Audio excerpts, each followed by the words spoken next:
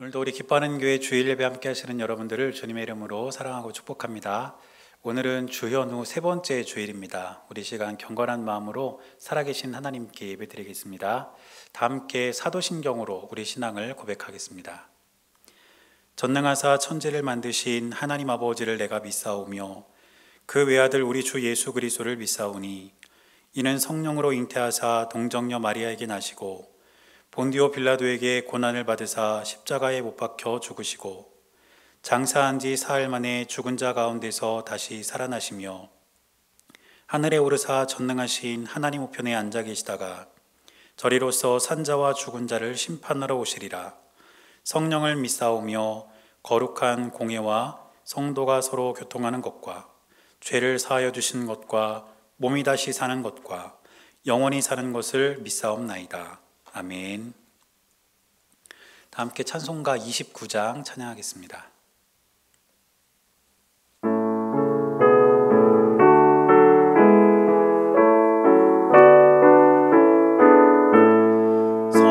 성도여 다 함께 할렐루야 아멘. 주 찬양하여라 할렐루야 아멘. 주 보좌 앞에서 택하시는 이를 다 찬송하여라 할렐루야 아멘. 만문을 열어라 할렐루야 아멘. 문하늘을 열라 할렐루야 아멘. 인도자 되시며 친구가 되신 주 그 사랑 끝없다 할렐루야 아멘. 주 찬양하여라 할렐루야 아멘. 찬양은 끝없다 할렐루야 아멘. 거룩한 집에서 춘총기리며 늘 찬송 부르자 할렐루야 아멘. 우리 시간에는 합심해서 함께 기도하는 시간을 갖도록 하겠습니다. 먼저는 오늘 예배와 우리 교회를 위해서 기도하겠습니다. 하나님께서 우리를 예배 자리로 인도해 주셨는데 우리가 비록 함께 모여서 예배를 드릴 수는 없어도 우리가 있는 이 자리에서 우리가 영과 진리로 예배 드림을 통해서 은혜 받는 시간 될 수 있도록 해달라고 우리 함께 기도하고, 또 우리 기뻐하는 교회가 이 지역에 꼭 필요한 교회, 영혼을 구원하는 그런 교회로 주님의 도구로 쓰임받을 수 있기를 우리가 기도하겠습니다. 또 우리 나라와 세계를 위해서 기도하겠습니다. 코로나 바이러스로 인해서 여전히 많은 사람들이 어려움 중에 있습니다. 하나님께서 이 시기가 속히 지나가게 해주시기를 우리 함께 기도하고, 또 여러분들의 삶을 위해서 여러분들의 기도의 제목을 가지고 함께 기도하겠습니다. 다 함께 기도하시겠습니다.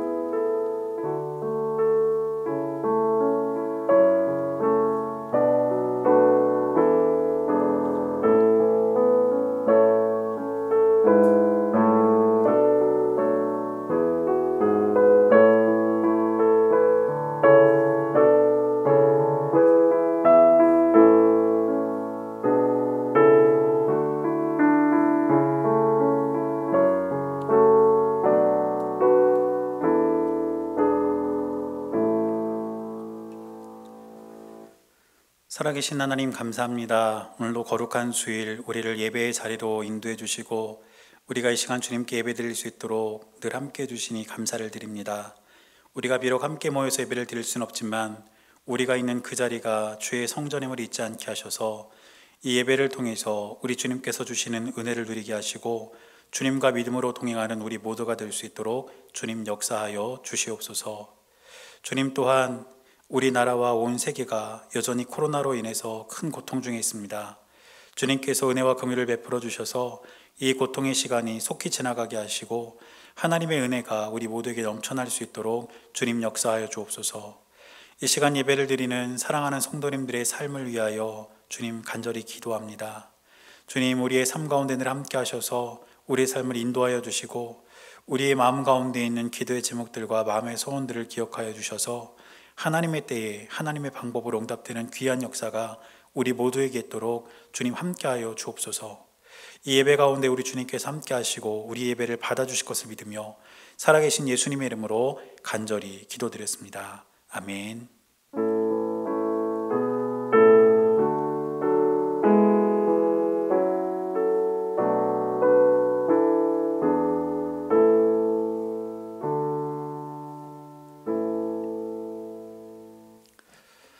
오늘 우리에게 주시는 하나님의 말씀은 신약성경 마태복음 14장 22절에서 33절까지 말씀입니다. 마태복음 14장 22절에서 33절까지 말씀입니다. 제가 말씀을 봉독할 때 여러분도 함께 말씀을 보시기 바랍니다. 예수께서 즉시 제자들을 재촉하사 자기가 무리를 보내는 동안에 배를 타고 앞서 건너편으로 가게 하시고 무리를 보내신 후에 기도하러 따로 산에 올라가시니라.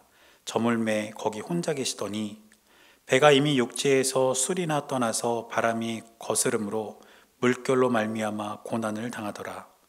밤사경이 예수께서 바다 위로 걸어서 제자들에게 오시니 제자들이 그가 바다 위로 걸어오심을 보고 놀라 유령이라 하며 무서워하여 소리 지르거늘 예수께서 즉시 이르시되 안심하라 나니 두려워하지 말라. 베드로가 대답하여 이르되 주여 만일 주님이시거든 나를 명하사 물 위로 오라 하소서 하니 오라 하시니 베드로가 배에서 내려 물 위로 걸어서 예수께로 가되 바람을 보고 무서워 빠져가는지라. 소리질러 이르되 주여 나를 구원하소서 하니 예수께서 즉시 손을 내밀어 그를 붙잡으시며 이르시되 믿음이 작은 자여 왜 의심하였느냐 하시고 배에 함께 오름에 바람이 그치는지라. 배에 있는 사람들이 예수께 절하며 이르되 진실로 하나님의 아들이로소이다 하더라. 아멘. 오늘도 살아계신 하나님의 은혜가 여러분들의 삶 가운데 함께 하시기를 주님의 이름으로 간절히 축원합니다. 우리 옆에 예배 드리시는 분들과 함께 인사하겠습니다. 하나님께서 우리와 함께 하십니다. 인사하겠습니다. 시작. 하나님께서 우리와 함께 하십니다. 지난주에는 날씨가 조금 풀린 것 같습니다. 조금 덜 추웠던 것 같은데 바라는 것은 이제 추위도 좀 물러가고 또 코로나 확진자 수도 좀 많이 떨어져서 우리가 같이 모여서 예배 드릴 수 있는 그날이 빨리 돌아왔으면 좋겠습니다. 얼마 전에 눈이 많이 왔었죠. 눈이 많이 와서 저도 이제 우리 교회 앞에 마당하고 길을 이렇게 눈을 좀 쓸고 있는데 저 멀리서 한 어린 아이가 아빠 손을 붙잡고 이렇게 걸어가더라고요. 눈길이라 많이 미끄러울 텐데 아빠 손을 꼭 붙잡고 이렇게 걸어가는 것을 제가 봤습니다. 그래서 옛날 생각도 좀 나고 그래서 한참 이렇게 보고 있는데 아이가 걸어가다가 이렇게 미끄러지면 몸이 휘청하면서 이렇게 쓰러질 것 같이 그렇게 되더라고요. 그런데 그때마다 손을 잡고 있는 아빠가 그 아이의 손을 이렇게 잘 붙잡아줘서 그 아이가 넘어지지 않는 모습을 제가 봤습니다. 그런데 제가 그 장면을 이렇게 보면서 어떤 장면이 하나 떠올랐냐면 오늘 우리가 읽은 이 본문이 떠올랐어요. 예수님께서 물에 빠져가는 그 베드로의 손을 잡아주시는 그 장면이 문득 떠올랐습니다. 그러면서 제 안에 들었던 생각은 뭐냐면 우리가 살아가는 인생이라는 길도 어쩌면 눈길과 같을 수도 있겠다. 언제 미끄러질지 모르고 또 그렇게 미끄러지면 정말 큰 위험이 있는 그런 길이 어쩌면 우리의 인생의 길일 수 있겠는데 그런 인생길을 우리가 안전하게 그리고 다치지 않게 그렇게 걸어가려면 과연 무엇이 필요할까? 여러분 무엇이 필요할까요? 바로 아버지의 손을 잡는 것 그리고 아버지가 내 손을 잡고 있다는 그 사실을 우리가 잊지 않는 것, 그것이 참 중요하겠다, 이런 생각이 들었습니다. 그래서 오늘 이 본문을 통해서 지금도 내 손을 잡고 계신 우리 예수님에 대해서 함께 말씀을 좀 나눠보려고 합니다. 오늘 우리가 읽은 이 본문은 사실은 마태복음에만 기록되어 있는 그런 말씀은 아니고 마가복음에도 기록이 되어 있고 요한복음에도 기록이 되어 있습니다. 그런데 마가복음과 요한복음에는 예수님께서 물 위를 걸어서 제자들에게 오시고 또 그 제자들을 풍랑 가운데서 구해주신 그 장면만 기록이 되어 있습니다. 그런데 오늘 우리가 읽은 본문을 보니까 이 마태는 좀 독특하게도 베드로에 대한 이야기를 더 추가해서 기록하고 있는 것을 볼 수가 있습니다. 여러분, 왜 마태는 예수님께서 물 위를 걸어오셔서 제자들을 구해주신 그 장면과 함께 이 베드로의 이야기를 기록했을까요? 제가 말씀을 준비하면서 곰곰이 생각을 해봤더니 마태가 이 베드로의 이야기를 추가한 것에는 분명히 이유가 있을 것이라는 그런 생각이 들었습니다.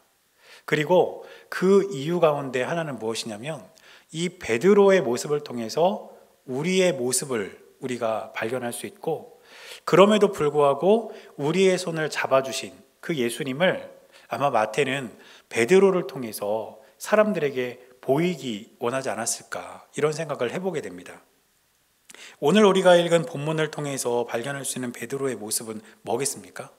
베드로는 먼저 예수님께 대한 의심을 갖고 있었어요. 오늘 베드로에게 그리고 제자들에게 찾아온 예수님께서 나다, 이렇게 분명히 자신의 정체에 대해서 말씀하셨음에도 불구하고 베드로가 뭐라고 이야기했습니까? 주님이시면 나에게 명령하셔서 물 위로 걷게 해주십시오, 이렇게 예수님에게 증거를 요청했다는 것이죠.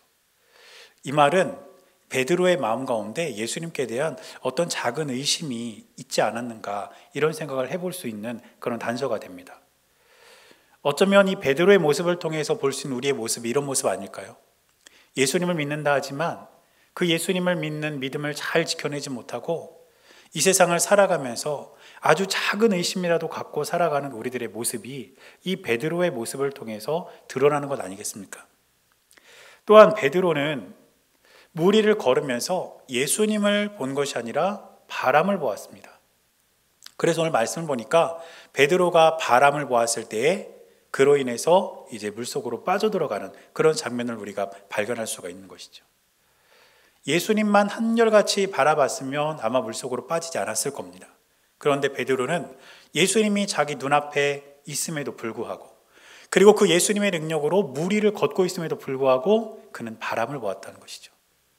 우리가 예수님을 믿고 이 땅을 살아가지만 혹시 저와 여러분들이 예수님만 집중해서 오직 예수님만 바라보며 살지 못하고 세상을 바라보면서 그 세상으로 인해서 우리가 흔들리고 마치 물속에 빠져들어가는 베드로처럼 그렇게 우리가 이 세상을 살아가고 있지는 않습니까? 이처럼 이 베드로의 모습 속에서 연약한 우리들의 모습을 보게 된다는 것입니다. 그런데 예수님께서는 베드로가 의심을 갖고 있었어도, 또 베드로가 한눈을 팔고 예수님이 아닌 바람을 보고 있었어도 그 베드로의 손을 잡아주셨다는 겁니다. 사랑하는 여러분, 예수님께서는 지금도 저와 여러분들을 찾아오셔서 베드로와 같은 우리의 손을 꼭 붙잡고 계신다는 사실을 잊지 마시기를 바랍니다. 우리도 세상을 살면서 의심을 하고 믿음이 약해지기도 하고 또 베드로와 같이 세상을 바라보면서 시험에 들기도 하고 마음 아파하기도 하지만 그럼에도 불구하고 우리 예수님께서는 저와 여러분들의 손을 붙잡고 계신다는 것, 바로 이 사실을 우리가 잊지 않고 하루하루를 믿음으로 살아갈 수 있는 저와 여러분들이 될 수 있기를 주님의 이름으로 간절히 축원합니다. 여러분, 그러면 그렇게 내 손을 잡아주신 예수님은 과연 어떤 분일까요? 몇 가지로 함께 살펴보려고 하는데, 첫째로 예수님은 우리에게 먼저 다가오시는 분입니다. 오늘 우리가 읽은 이 본문은 오병이어의 기적 이후에 일어난 그런 일에 대해서 기록하고 있습니다. 그래서 오늘 22절을 보니까 이렇게 기록합니다. 예수께서 즉시 제자들을 재촉하사 자기가 무리를 보내는 동안에 배를 타고 앞서 건너편으로 가게 하시고. 무슨 말일까요? 이제 예수님께서는 오병이어 그 기적을 함께 경험했던 그 무리들을 해산시키는 거예요. 그래서 예수님이 그 무리들을 각각 집으로 이렇게 돌려보내시는 동안에 제자들에게는 어떻게 하라고 명령을 하셨냐면 먼저 배를 타고 건너편에 가 있어라 이렇게 말씀을 하신 겁니다. 그리고 이어지는 23절을 보니까 이렇게 기록합니다. 무리를 보내신 후에 기도하러 따로 산에 올라가시니라. 저물매 거기 혼자 계시더니.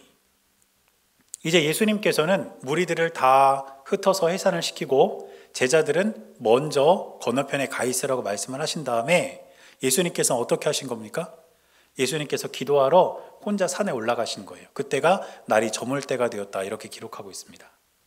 예수님께서는 아마도 이제 그 오병이어의 기적 이후에 사람들을 돌려보내고 제자들마저 좀 먼저 가 있으라고 말씀을 하신 다음에 혼자만의 기도의 시간을 가지려고 하신 것 같아요.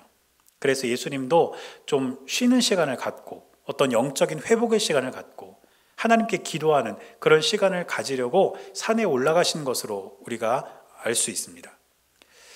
예수님께서는 종종 이렇게 혼자 산에 올라가서 기도를 하셨거든요. 그런데 예수님께서는 느닷없이 제자들 앞에 나타나셨다는 거예요. 오늘 25절을 보니까 이렇게 기록하고 있습니다. 밤 사경에 예수께서 바다 위로 걸어서 제자들에게 오시니. 여러분, 밤 사경은 지금 우리 시간으로 환산을 해보면 새벽 3시에서 6시 정도 되는 시간입니다. 예수님께서 이 시간대에 바다 위, 배 위에 있던 제자들에게 나타나셨는데 어떤 모습으로 나타나신 걸까요? 말씀에 있는 그대로 물 위를 걸어서 나타나신 거예요. 왜 그러셨을까요? 예수님께서는 사실 제자들에게 이렇게 나타나시려고 계획하지 않으셨던 것으로 보입니다. 왜냐하면 이미 산으로 올라가실 때 날이 저물고 있었고 또 이 시간까지 산에 계셨다는 것은 예수님만의 어떤 혼자만의 시간을 가지려고 하셨던 것으로 우리가 추정해 볼 수 있기 때문이에요. 그런데 느닷없이 예수님께서는 바다 위를 걸어서 제자들에게 나타나셨다는 거예요. 여러분, 왜 그러셨을까요? 예수님이 물 위를 걷는 이벤트를 하시려고 그랬을까요? 아니면 제자들에게 어떤 예수님의 신적인 능력, 나는 니들과 달라, 나는 물 위도 걸을 수 있어, 이런 어떤 능력을 과시하려고 그냥 맨 땅을 걸어서 나중에 제자들을 만나신 것이 아니라 물 위로 걸어오신 걸까요? 그렇지 않습니다. 예수님께서 굳이 이 시간에 물 위를 걸어서 제자들 앞에 나타나신 이유는 바로 24절에 기록이 되어 있습니다. 24절에 보니까 이렇게 기록합니다. 배가 이미 육지에서 술이나 떠나서 바람이 거스름으로 물결로 말미암아 고난을 당하더라. 여러분, 이유가 뭔가요? 제자들이 탄 배가 바다 위에서 풍랑을 만난 거예요. 큰 위기 가운데 빠져 있었던 겁니다. 그래서 예수님께서는 제자들에게 한 걸음에 달려오신 것이죠. 오늘 말씀을 보니까 물결로 말미암아 고난을 당하더라 이렇게 되어 있는데, 이 고난을 당하더라라는 말은 고문의 수준에 가까운 괴롭힘을 뜻하는 그런 단어입니다. 굉장히 심한 그런 어려움을 의미한다는 것이죠. 그래서 지금 이 상황은 아주 위급하고 급박한 그런 상황을 묘사하고 있는 장면입니다.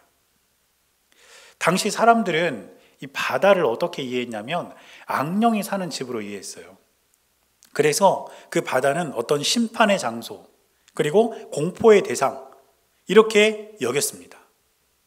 그렇기 때문에 풍랑을 만난 이 제자들은 그들이 겪는 어려움, 그들이 겪는 공포, 이것은 우리가 상상할 수도 없을 만큼 아주 큰 두려움이었다는 것이죠.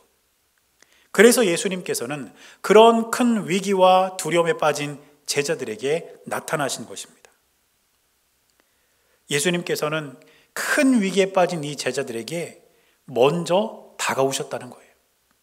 오늘 우리가 읽은 말씀을 보면 예수님께서 걸어서 물 위로 이렇게 오셨다 이렇게 기록되어 있는데, 제 생각은 그런 생각이 듭니다. 예수님께서는 이 제자들이 위기에 빠진 것을 보시고 물 위를 걸어서 오신 것이 아니라 달려오셨을 것 같아요. 내 제자들이 바다 위에서 지금 공포를 느끼고 있다, 두려움에 휩싸여 있다, 위기에 빠져 있다, 이걸 아신 예수님께서는 바다 위를 걸어서 오신 것이 아니라 막 달려서 오셨을 거예요. 이 순간만큼은 예수님에게 있어서 중요한 것은 제자들이었습니다. 제자들의 생명이 예수님의 쉼보다 중요했고 제자들의 안전이 예수님의 기도보다 중요했기 때문에 예수님께서는 원래 계획에도 없었던 제자들과의 만남을 위해서 이 시간에 제자들을 찾아오셨다는 겁니다. 제자들에게 먼저 예수님은 다가오셨다는 것이죠. 사랑하는 여러분, 복음의 핵심이 바로 이것입니다. 예수님께서 우리에게 먼저 오셨다는 거예요. 그래서 성경에서는 하나님 나라에 대해서, 예수 그리스도의 십자가에 대해서 항상 우리에게 다가오신 주님, 우리에게 먼저 오신 그 주님에 대해서 이야기하고 있습니다. 마가복음 1장 15절을 보니까 이렇게 기록합니다. 이르시되 때가 찼고 하나님의 나라가 가까이 왔으니 회개하고 복음을 믿으라 하시더라. 하나님의 나라가 가까이 왔다는 거예요. 하나님의 나라를 향해서 우리가 무엇인가를 열심히 하고 애쓰고 수고하고 그렇게 해서 그 나라를 향해 가는 것이 아니라 이미 이 땅에 온 하나님의 나라를 믿으라는 것이죠. 이게 복음입니다. 또 로마서 5장 8절을 보니까 이렇게 기록합니다. 우리가 아직 죄인 되었을 때에 그리스도께서 우리를 위하여 죽으심으로 하나님께서 우리에 대한 자기의 사랑을 확증하셨느니라. 우리가 아직 죄인 되었을 때, 여전히 우리가 죄에 빠져 살고 있는 그때 예수님께서는 우리에게 먼저 찾아오셨어요. 예수님께서는 먼저 우리를 위해 오셨고 우리를 위해 십자가에 달려 돌아가셨습니다. 이것이 복음입니다. 여러분, 복음은 바로 예수님께서 우리에게 먼저 오셨다는 사실을 우리에게 끊임없이 강조하고 있습니다. 이것은 다른 종교와 복음이 완전히 다르다는 것을 의미합니다. 다른 종교에 등장하는 신들은 항상 인간들을 향해서 뭐라고 이야기하는지 아십니까? 나에게로 오라는 거예요. 수고하고 애쓰고 노력해서 나에게로 와라. 그 경지에 이르러라. 이게 다른 종교의 가르침입니다. 그러나 복음은 다릅니다. 하나님의 말씀은 다릅니다. 우리에게 먼저 오신 예수님을 믿으라. 지금도 이 자리에 함께 하시는 그 예수님의 손을 붙잡고 그분이 또한 내 손을 붙잡고 있음을 믿으라. 이것이 복음입니다. 사랑하는 여러분, 우리를 사랑하시는 주님께서는 지금 여러분들의 삶의 자리에서 여러분과 함께 하시며 여러분의 손을 붙잡고 계심을 기억하시기를 바랍니다. 우리가 애써서 그분에게로 간 것이 아니라 그분이 우리에게 오셨습니다. 먼저 오셨습니다. 그래서 우리의 손을 잡고 계십니다. 그 주님의 손을 붙잡고 오늘도 믿음으로 승리하는 여러분들의 삶이 될 수 있기를 주님의 이름으로 간절히 축원합니다. 그리고 두 번째는 우리의 손을 잡고 계신 예수님은 우리에게 평안을 주시는 분이라는 겁니다. 오늘 말씀을 보면 27절에 예수님께서 두려워하는 제자들에게 말씀하시는 장면이 나옵니다. 오늘 본문의 27절을 보니까 이렇게 기록합니다. 예수께서 즉시 이르시되 안심하라. 나니 두려워하지 말라.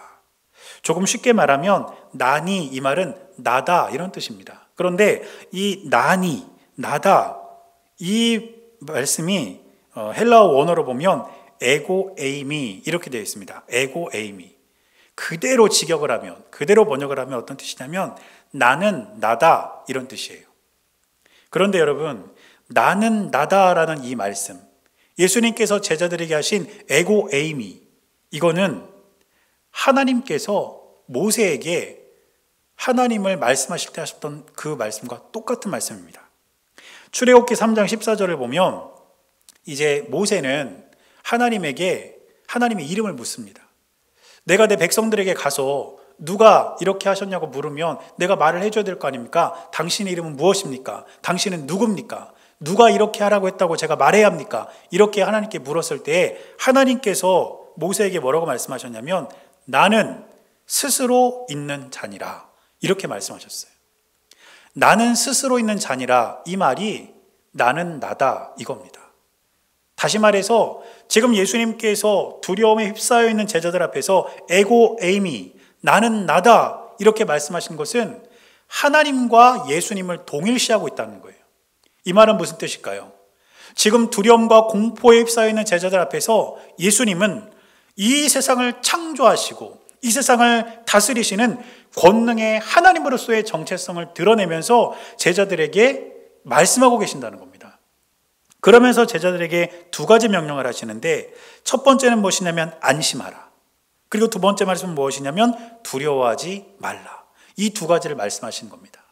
하나님의 권능으로, 하나님의 능력 있는 그 정체성을 제자들에게 보이면서 예수님께서 이렇게 말씀하신다는 것이죠.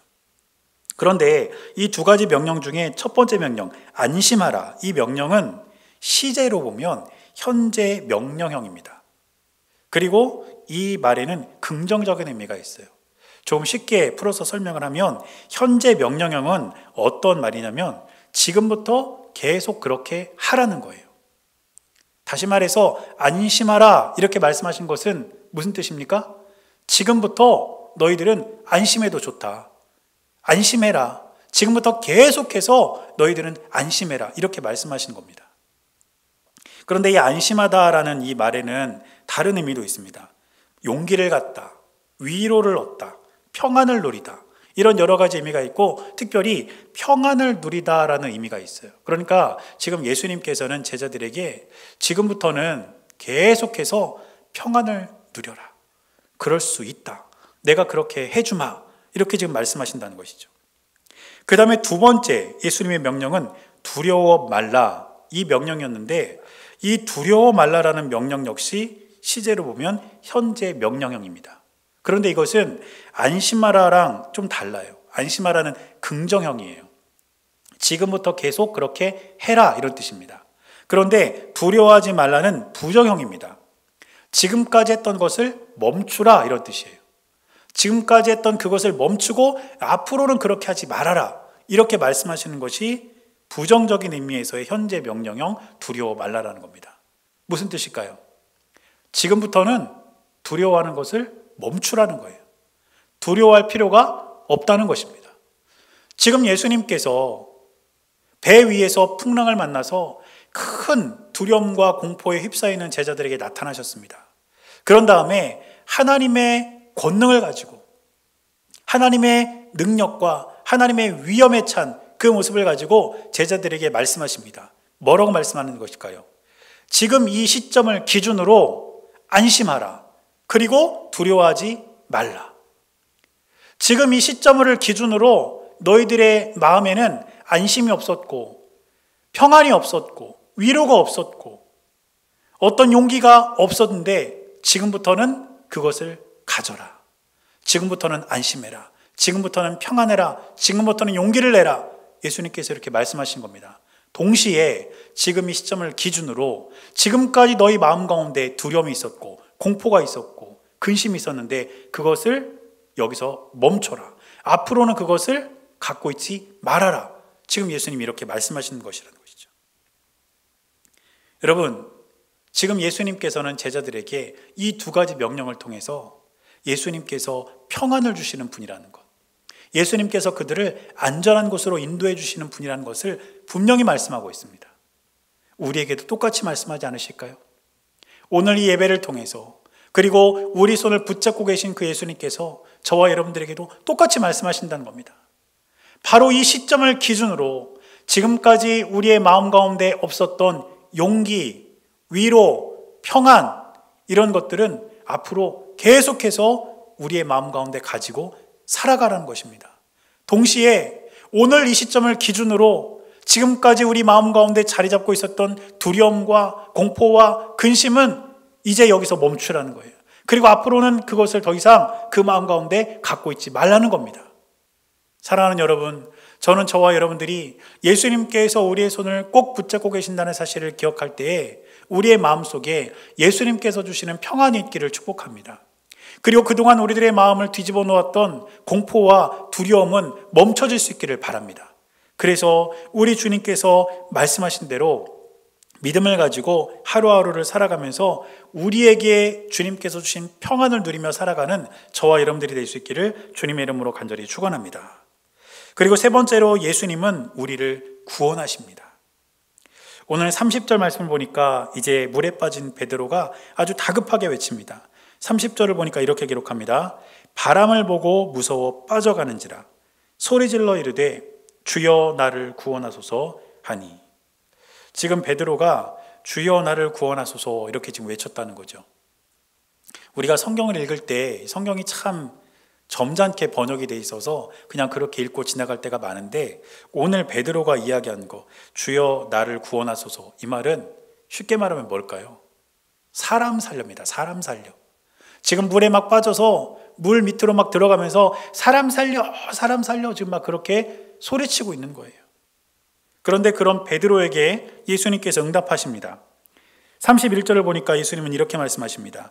예수께서 즉시 손을 내밀어 그를 붙잡으시며 이르시되 믿음이 작은 자여 왜 의심하였느냐 하시고, 예수님께서 베드로의 손을 딱 붙잡으시면서 두 가지를 말씀하십니다. 첫째는 믿음이 작은 자요. 여러분, 예수님은 베드로에게 믿음이 없다 말하지 않으셨어요. 단지 믿음이 작다 말씀하셨습니다. 믿음이 없는 것도 문제지만 믿음이 작은 것도 문제입니다. 저는 저와 여러분들이 작은 믿음이 아니라 큰 믿음을 가지고 살아갈 수 있는 우리가 될 수 있기를 바랍니다. 그리고 또 한 가지는 뭐냐면, 왜 의심하였느냐 이렇게 예수님 말씀하셨는데, 이 의심하다라는 말은 원어로 풀면 어떤 뜻이냐면 두 마음을 갖다, 이런 뜻입니다. 하나님께 대한 마음도 갖고 세상에 대한 마음도 갖고, 하나님을 믿었다가 안 될 것 같으면 어떤 세상에서 내가 영향력을 나타낼 수 있는 그런 것도 좀 의지해보고, 이렇게 두 마음을 갖는 것이 의심이라는 것이죠. 하나님께서는 그러나 한 마음을 가지고 우리가 살아가길 원하십니다. 그래서 저는 오늘 예수님의 이 말씀 속에서 우리가 살아가야 할 삶의 방향을 분명히 정할 수 있다고 믿습니다. 그게 뭐냐면 큰 믿음을 가지고 한 마음을 품는 것이죠. 우리 주님께 대한 큰 믿음을 가지고 우리 주님께 대한 마음만 우리가 가지고 살아가는 것입니다. 그런데 예수님께서는 베드로에게 이렇게 말씀을 하시면서도 그를 구해 주셨어요. 여러분, 우리도 이 세상을 살아가다 보면 베드로와 같이 그렇게 될 수 있지 않겠습니까? 우리 믿음이 약해질 때도 있고, 또 우리가 한 마음을 품어야 되는데 두 마음을 품게 되는 그런 경우도 종종 있지 않을까요?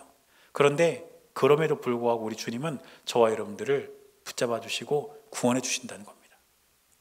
그래서 그렇게 구원받은 우리는 큰 믿음을 가지고 두 마음을 품지 않고 한 마음으로 우리 주님을 바라보는 그런 저와 여러분들이 될 수 있기를 간절히 축복합니다. 그런가 하면 베드로만 이렇게 구원을 받은 게 아니에요. 32절을 보니까 이렇게 기록하고 있습니다. 배에 함께 오름에 바람이 그치는지라. 예수님께서 배에 오르셨을 때에 바람이 그쳤다는 것은 배에 있는 모두가 다 구원을 받았다는 뜻입니다. 물에 빠진 베드로만 구원을 받은 것이 아니고 배에 타고 있던 제자들도 다 구원을 받았다는 뜻이에요. 오늘 우리가 읽은 마태복음은 기원 후 50년에서 70년경에 쓰인 것으로 그렇게 학자들은 추정합니다. 그래서 당시에는 이 마태복음이 이제 막 생겨나기 시작한 초대교회 성도들에게 아마 읽혀졌을 거예요. 그런데 그 당시 이 배가 상징하는 것은 무엇이었냐면 공동체였습니다. 공동체. 그래서 우리도 흔히 그런 말 하잖아요. 우리는 한 배를 탄 사람들이다, 이런 말 하지 않습니까? 그런데 그 당시에 공동체 하면 가장 먼저 떠올릴 수 있는 공동체가 뭐였을까요? 교회입니다. 예수 그리스도께서 배에 오르셨을 때 바람이 멈추고 그 배 안에 있는 사람들이 구원을 받았다는 것은 예수 그리스도를 구주로 믿고 고백하는 교회에 진정한 구원이 있음을 나타내는 것입니다. 사랑하는 여러분, 우리 기뻐하는 교회가 예수님이 선장된 교회여야 합니다. 예수님이 드러난 교회여야 하고 예수님이 주인된 교회여야 합니다. 예수님만 증거하는 교회여야 하고 예수님만 높임받는 교회여야 합니다. 그래야 이 교회에 구원이 있습니다. 그리고 저는 우리 교회가 그런 교회가 되기를 간절히 바랍니다. 그래서 제가 말씀을 준비하다가 그런 생각도 해봤어요. 이 주보 앞에다가 담임 목사 예수님, 부목사 이재호 이렇게 쓸까? 근데 괜히 그렇게 했다가 이단으로 오해받을까봐 그렇게까지는 안 하겠지만 마음만큼은 그랬으면 좋겠어요. 예수님이 우리 교회 담임 목사님, 나는 예수님 명령 받아서 예수님이 시키는 대로 그렇게 목회하는 나는 영원한 부목사다, 이런 마음을 가지고 제가 목회하고 또 우리 교회가 그런 교회가 될 때에 참된 구원이 있는 교회, 참된 기쁨이 있는 교회가 될 수 있을 줄로 믿습니다. 그래서 우리 주님은 우리 각 개인에게는 목자가 되셔서 우리를 인도하시는 분이고, 공동체적으로 볼 때는, 우리 교회로 볼 때는 선장 되셔서 우리 기뻐하는 교회를 구원하시고 우리 교회를 의의 길로 이끌어 가시는 우리 주님이라는 것을 우리가 날마다 고백하면서 그 구원의 주님을 믿음으로 바라볼 수 있는 저와 여러분들이 될 수 있기를 바랍니다. 여러분, 우리는 그 어느 때보다 힘든 시기를 겪고 있습니다. 고난의 시기를 지나고 있습니다.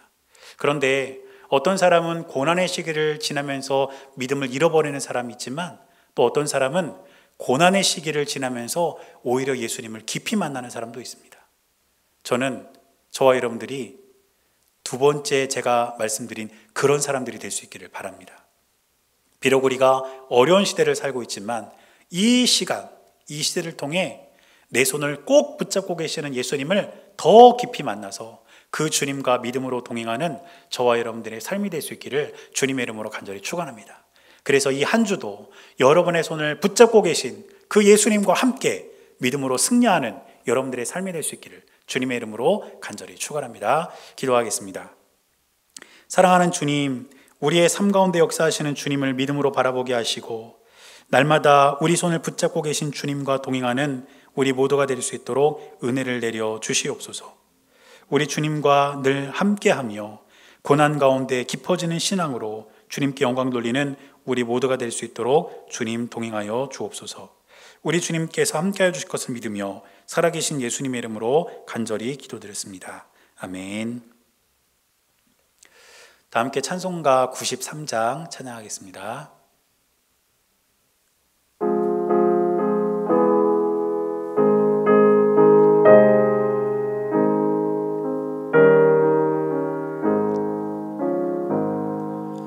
예수는 너의 힘이요 내 생명 되시니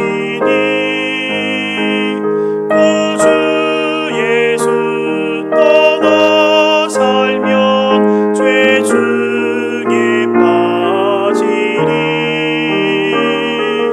눈물이 앞을 가리고 내 맘에 근심 쌓일 때 위로하고 힘 주시니 주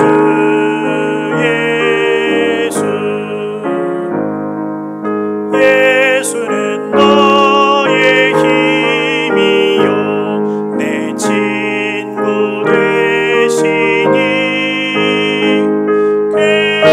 그대를 간구하면 풍성히 받으리 햇빛과 비를 주시니 추수할 곡식만 도다 귀한 열매 주시는 이 주 예수. 예수는 너의 힘이요 내 기쁨 되시니 그 명령을 준행하여 늘 충성하겠네 주야로 보호하시며 바른 길 가게 하시니 의지하고 따라가니 주 예수. 예수는 너의 힘이요 내 소망 되시니 이 세상을 떠나갈 때 곧 영생 얻으리 한없는 복을 주시고 영원한 기쁨 주시니 나의 생명 나의 기쁨 주 예수. 오늘도 우리 기뻐하는 교회 주일 예배 함께 하신 여러분들을 다시 한번 주님의 이름으로 사랑하고 축복합니다. 특별한 광고는 없습니다. 지금 우리가 함께 모여서 예배드리지 못한 지가 벌써 2달이 다 되었습니다. 제 바라기는 확진자 수가 좀 많이 낮아져서 우리가 하루빨리 함께 모여서 예배드리는 그날이 돌아왔으면 좋겠고, 또 여러분 늘 건강 유의하시고 우리가 함께 모이는 그날 우리가 기쁜 얼굴로, 반가운 그런 얼굴로 함께 뵐 수 있기를 소망합니다. 오늘도 우리 김정숙 성도님께서 예쁜 꽃을 강단에 또 이렇게 장식을 해주셨는데, 오늘은 특별히 이강수 권사님, 이은하 집사님 가정에서 봉헌을 해주셨습니다. 이강수 권사님과 이은하 집사님 결혼 기념일을 감사하면서 귀한 강단 꽃꽂이로 이렇게 섬겨주셨는데, 감사하고 또 그 가정에 하나님께서 주시는 큰 은혜가 늘 함께하게 되시기를 바라겠습니다. 제가 축도하고 오늘 예배 마치겠습니다. 이제는 우리 주 예수 그리스도의 은혜와 하나님 아버지의 크고 놀라우신 사랑과 성령님께서 함께 하시는 귀하고 복된 은혜가 이제 내 손을 잡고 계시는 예수님과 함께 믿음으로 이 세상을 살아가기를 결단하는 사랑하는 주의 백성들의 모든 삶 가운데 이제로부터 영원토록 함께 하시기를 주님의 이름으로 간절히 축원하옵나이다. 아멘.